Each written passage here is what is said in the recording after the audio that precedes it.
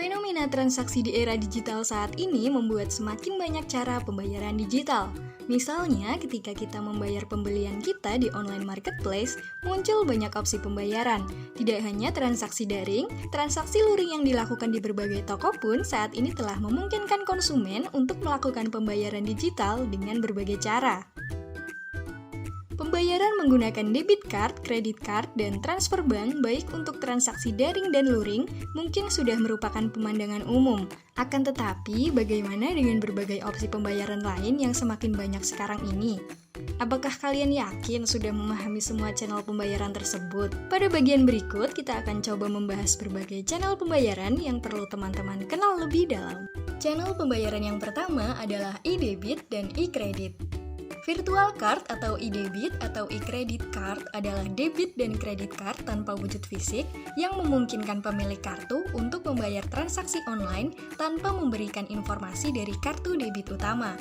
Pada transaksi dengan virtual card, pemilik kartu akan memasukkan nomor kartu yang dibuat secara random oleh sistem penerbit kartu, di mana nomor kartu tersebut akan kadaluarsa dalam jangka waktu tertentu. Situasi ini memberikan jaminan keamanan lebih bagi pemilik kartu, di mana nomor kartu kredit atau debit utama yang ia gunakan tidak tersimpan pada online marketplace di mana ia bertransaksi. Jika ada situasi di mana online marketplace tersebut menjadi korban hacker, maka data kartu kredit yang ia miliki tidak akan diperoleh oleh hacker tersebut. Channel pembayaran yang kedua adalah e-money. Bagaimana jika Anda ingin bertransaksi menggunakan kartu seperti kartu kredit dan debit, tetapi Anda khawatir jika menggunakan kartu tersebut di banyak merchant dapat berpotensi meningkatkan peluang kebocoran data? Atau jika Anda hanya ingin bertransaksi dalam jumlah kecil dan enggan mengetikkan nomor PIN? Berbagai bank di Indonesia menawarkan e-money sebagai solusi atas hal ini.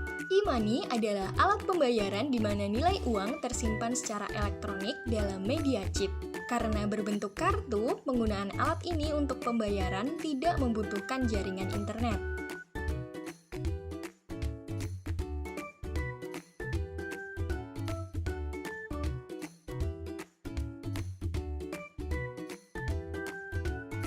Perbedaan menggunakan e-money dibandingkan kartu debit adalah pada penggunaan e-money, pengguna kartu harus mengisi saldo e-money melalui transfer dari rekening bank yang dimiliki. Sedangkan pada penggunaan kartu debit, kartu sudah langsung terhubung dengan rekening bank pengguna kartu. Walaupun terlihat merepotkan, mekanisme ini memiliki keunggulan, yaitu keamanan. Karena jika e-money hilang, dicuri, atau diduplikat, nilai uang yang hilang hanya nilai yang ada pada e-money dan tidak berdampak pada nilai uang yang ada di rekening bank.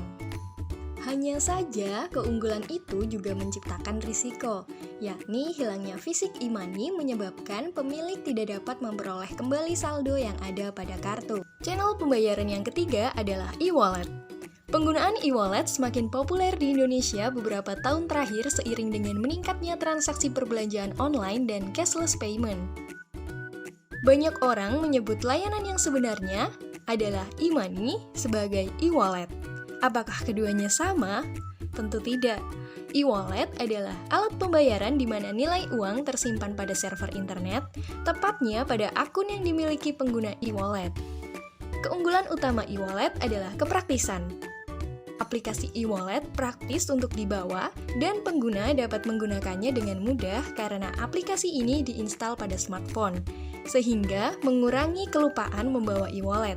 Saldo e-wallet juga tersimpan pada server, sehingga kehilangan smartphone atau terhapusnya aplikasi tidak akan membuat pemilik e-wallet kehilangan nilai saldo. Pemilik dapat memperoleh kembali saldo tersebut dengan login pada aplikasi e-wallet di smartphone lain dan memenuhi syarat yang diminta. Penggunaan e-wallet untuk pembayaran tentunya membutuhkan koneksi internet karena nilai uang tersimpan pada server internet. Risiko keamanan yang harus diperhatikan saat penggunaan e-wallet yaitu banyaknya orang yang mengetahui nomor akun e-wallet yang kita miliki.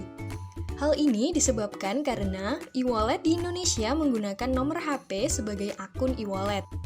Dan nomor HP seorang individu cenderung menyebar luas pada jaringan pertemanannya. Kemudian, nomor akun e-wallet pun menjadi lebih mudah diketahui.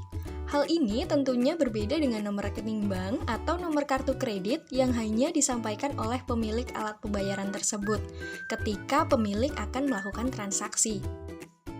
Seorang hacker dapat memanfaatkan informasi ini untuk memperoleh akses pada akun e-wallet.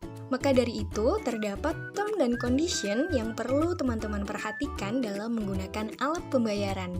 Yang pertama, saldo dalam e-wallet dan e-money hanya dapat digunakan membayar tagihan pada merchant terkait dan tidak dapat diuangkan kembali. Yang kedua, ada ketentuan tentang saldo maksimal pada akun dan ketentuan nilai minimal maksimal tiap transaksi yang tergantung pada tiap e-wallet. Yang ketiga, saldo yang tersimpan bukan simpanan, jadi tidak termasuk dalam perlindungan simpanan bank dan tidak ada bunga. Yang keempat, ada beberapa e-wallet yang menerapkan biaya administrasi untuk transaksi menggunakan e-wallet. Ada juga potongan lain yang mungkin diterapkan oleh penyedia jasa e-wallet. Dan perhatian term dan condition lain yang relevan yang perlu teman-teman perhatikan. Nah, itu dia 3 contoh channel pembayaran yang sudah teman-teman kenal lebih dalam dan juga term and condition yang perlu teman-teman perhatikan.